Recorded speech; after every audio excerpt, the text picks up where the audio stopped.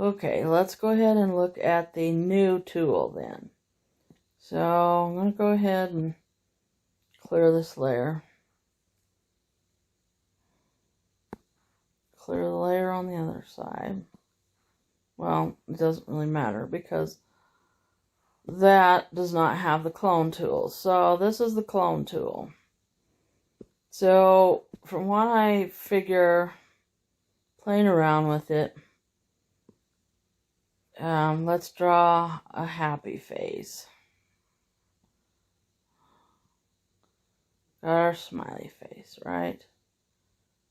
Something like that.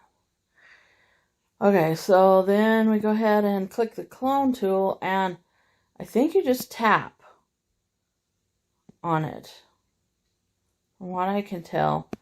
And it has size, opacity, hardness, canvas color, current layer only, that kind of stuff, what you want to clone there. So then you go here, you tap it, and then you can tap other places. It picks up that right there. Picks up what you've tapped on it. But there's another way to do this. I was playing around with it the other night. So let me go in here. Blend mode and pressure. It's got hardness. That just, I think, shows the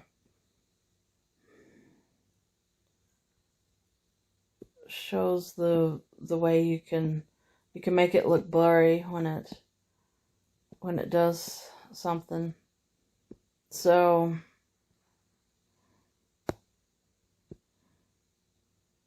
if you put your cursor, a little X, over something, it clones it. So it kind of has to be connecting, I think. Or, okay, so here's what you do.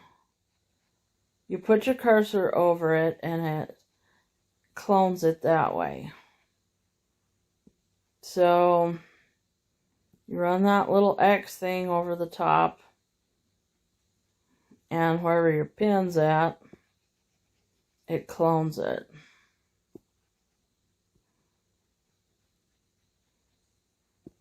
Well, that may not be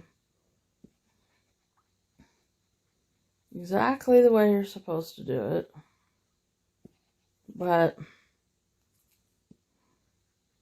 it does that.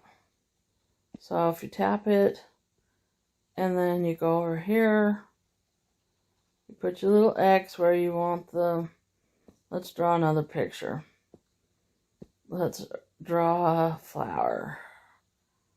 Okay. Put a little doohickey in the middle, and that's your color there. Okay. And let's go to the clone tool, tap it there, and then put your pin over here, and you can clone it right here. So you tap it again there, and then you draw over here, it clones it. So that's kind of, and then you can play around with the settings. You can make it look harder, or in the offset, I guess the offset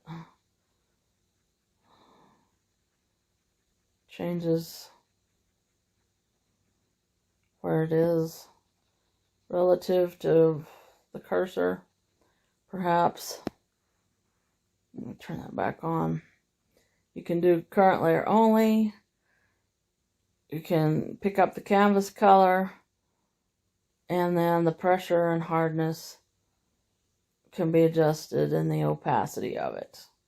So if you want to, okay, so let's clone the flower, but make it lighter in opacity.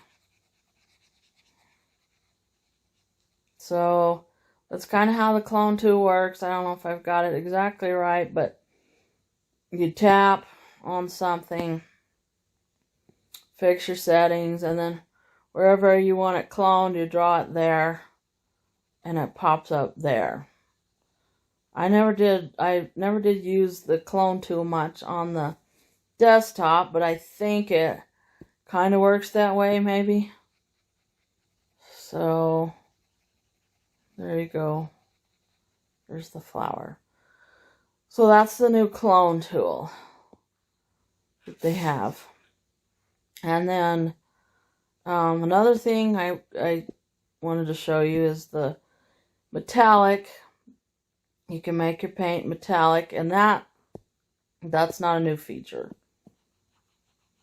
You can still have your paint metallic in the old one.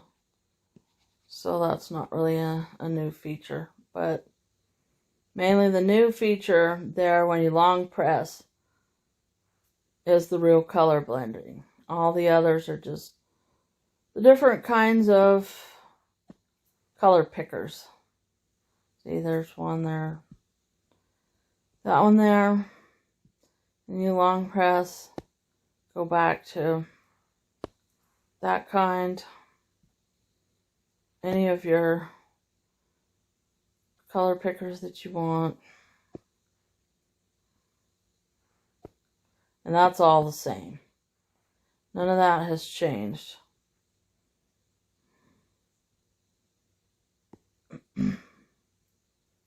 See the tint and tone. And plain old color picker here. That's all the same. So mainly it's just the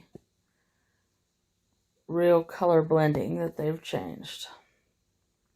So that's basically what they've changed in the new ArtRage Vitae.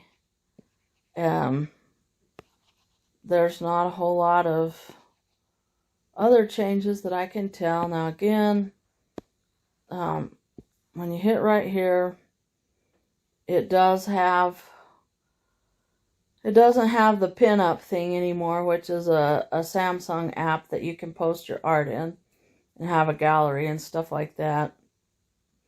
When you go to the gallery, there's not a whole lot of difference. Again, the one thing is they don't have the pin-up app anymore. I don't know why. I guess they don't have a deal with them anymore or something. But anyway, so that's basically what they've got there. That's just the same stuff. So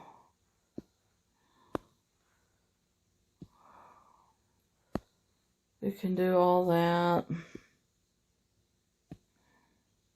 You can import an image or take a photo. That's all the same. That's all the same. So none of that is different. Let me tap over here. So there's not a whole lot of different things there. Let's see if they've still got... they did have export as, so you can change it. And then, let's see what it does here. Export it as a JPEG or a PNG file. But you can do that here. You just have to do it out of the gallery. So you have to go to the gallery for that one. And then somehow you were able to do that. Import image. Now that imports images. So, cancel. But there's not a whole lot. There's a little bit of some differences there. They let you do a little bit more. There's online support for this, help. And the settings are close to the same. They have tap and hold, color sampling, canvas rotation. So there's not a whole lot of difference there on the settings either. So we can go back and see that there's not a whole lot of differences there, but a few. So, the question everybody wants to know is it worth the new upgrade? Well, for me it was, because I like real color blending. And if you're on Android, there's not a whole lot of apps that offer this. This app is also on iOS, and I don't know if there's any apps that have real color blending on iOS or not either. So they have Procreate, which is their really fancy program for iOS, but I don't know that it has real color blending. So it depends if you're into painting like natural media, which I am. That's what I want. I want my programs to mimic natural media. Then yeah, I'd say definitely upgrade. And if you don't have it at all, definitely get the new version. Yeah, there's a couple of dollars in price. I think the original version is $2.99 and the new version is $4.99. I'd get it anyway because I like to support ArtRage. It's one of my favorite programs. So I went ahead and got this because I like the bigger canvases, because I like to do paintings on my Android tablet and then make prints out of them. And I have a program, PhotoZoom, that helps me enlarge them to make prints and paintings off of it. But anytime you can get the final file really big anyway, close to print size, it's better. So I really like that. That's really a help. And of course, I like I want the real color blending, so that was definitely a yes for me. But if you're not really into all that, if you think you can just combine the colors yourself and you don't care whether it mimics natural media or not, then maybe not. Maybe it's not worth it. But there are just so few painting apps of high quality on Android that I would definitely say, yes, go ahead and do the upgrade. But for iOS, I'm not sure. There's a lot of different painting apps for iOS. So for Apple users, it may not be worth it, but for Android users, I think it definitely is. So this is the end of my little review on the original ArtRage app and ArtRage Vitae app. And if you liked what you saw, go ahead and hit the subscribe button. We'll be doing some more paintings. We'll be doing some more app reviews. And thanks everybody for watching. Thank you so much for your support. If you have any questions or suggestions, just leave them in the comments down below, and I will catch you later.